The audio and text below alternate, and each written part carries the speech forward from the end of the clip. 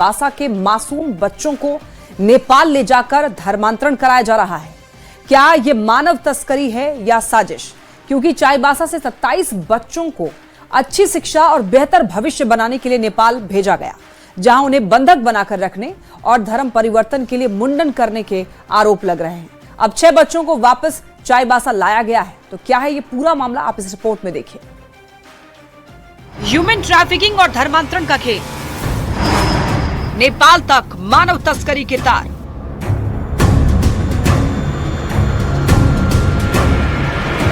क्या मासूम बच्चों के धर्म बदलवाने का अधिकार किसी को है?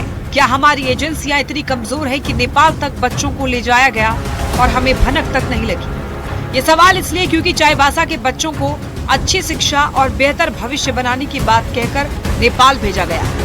इस मामले में जिले के विभिन्न क्षेत्रों से 27 बच्चों को नेपाल भेजे जाने की बात सामने आई। चाईबासा के रांगामाटी गांव से नेपाल भेजे गए 11 बच्चों में से 2 बच्चों के वापस घर लौट आने के बाद मामले का खुलासा हुआ है। रांगामाटी गांव के बच्चों के परिजनों ने डीसी से मिलकर नेपाल में उनके बच्चों को बंधक बनाकर रखने और धर्म परिवर्तन के लिए मुंडन कराने का आरोप लगाया। से कितना दिए पैसा? 3000 दिए।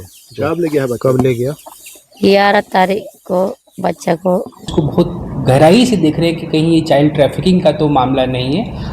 प्रशासन पूरी तरह से मुस्तैद है कि किसी प्रकार से सभी बच्चों को उनके परिवार से के पास वापस ले आए।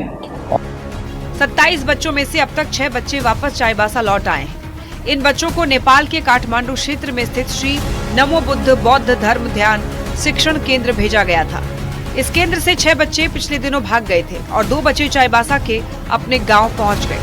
भागने के दौरान 4 बच्चे नेपाल पुलिस के हाथ लगे थे। इन बच्चों के परिजनों ने नेपाल जाकर आज वापस लाया, जिसमें से 2 वापस आ गए हैं और 4 वापसी के रास्ते में थे।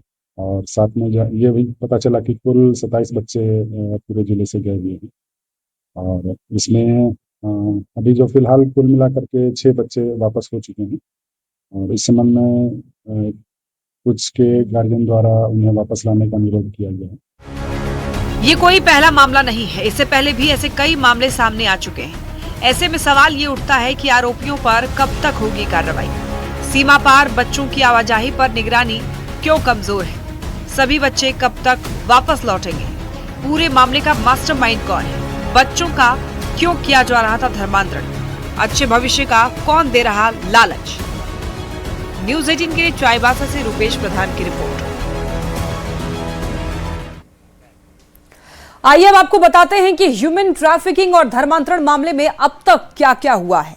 देखिए, चाईबासा के 27 बच्चों को नेपाल भेजकर धर्मांतरण कराया गया। रांगामाटी गांव से 27 बच्चों को नेपाल भेजा गया। बच्चों को बहला फुसला करके नेपाल भेजने की खबर सामने आई। 27 बच्चों में से 16 बच्चे नाबालिग हैं। 2 बच्चे भागकर किसी तरीके से अपने गांव पहुंच गए और बच्चों की वेशभूषा देखकर परिवार वाले हैरान रह गए। गांव पहुंचे बच्चों का मुंडन करवाया गया था। बच्चों ने परिवार को आप बीती सुनाई। ग्रामीण मुंडा और 3-4 और लोगों पर साजिश के आरोप लगे हैं। 11 नवंबर 2025 को 11 बच्चों को बहला फुसला करके नेपाल भेजा गया। तस्करों ने रुपए और उच्च शिक्षा का लालच दिया और लालच देकर के ही बच्चों को चाईबासा से नेपाल भेजा गया। नेपाल में इसके बाद क्या हुआ? देखिए, धर्मांतरण को लेकर बच्चों का मुंडन कराया गया और ज्यादातर बच्चे ड्रॉप आउट हैं और कुछ स्कूल में पढ़ते हैं। परिवार वालों ने डीसी से उन सभी की वापसी की गुहार लगाई है। अब देखिए, डीसी के आदेश पर जांच के लिए टीम गठित की गई है। 9 दिसंबर को टीम छानबीन के लिए गांव भेजी गई। बच्चों को वापस लाने की प्रक्रिया अब तेज कर दी गई है। परिवार और प्रशासन, हालांकि क्या कहना है प्रशासन का, आइए वो भी आपको सुनवाते हैं।